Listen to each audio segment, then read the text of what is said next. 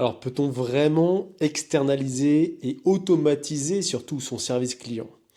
Eh ben, la réponse, c'est oui et non.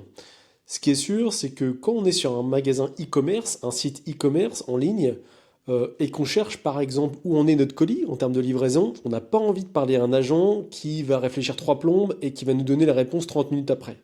On veut de l'instantané et à ce moment-là, l'automatisation, le fait d'avoir vraiment des choses automatisées, des réponses directement, instantanément, ça va vraiment augmenter la satisfaction client qui va se dire très bien, j'ai accès à l'information que je voulais immédiatement.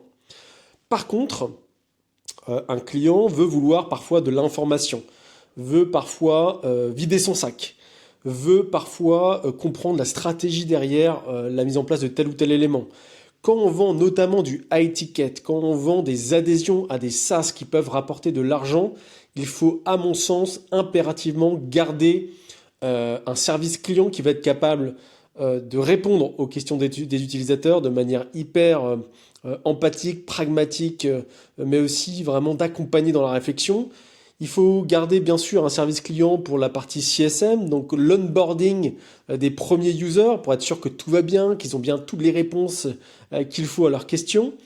Et il faut parfois aussi garder un service client pour les situations de litige. Ça, c'est pas un bot qui va répondre aux litiges. Il faut être capable de faire preuve d'empathie, de parfois en prendre plein la tronche pour son client. Et il faut bien sûr co-construire des solutions efficaces, voire même efficientes, avec des clients qui, quand on est capable d'écouter, apportent eux-mêmes les solutions la plupart du temps. Mais pour ça, il faut un humain empathique en face de nous.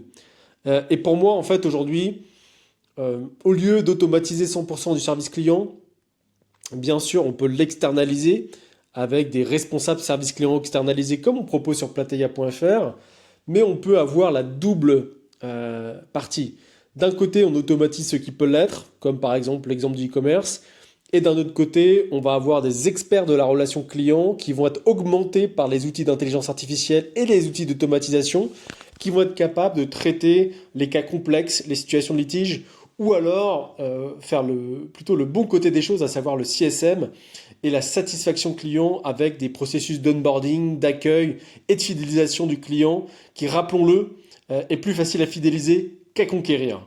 C'était ma réponse à la question sur l'automatisation du service client.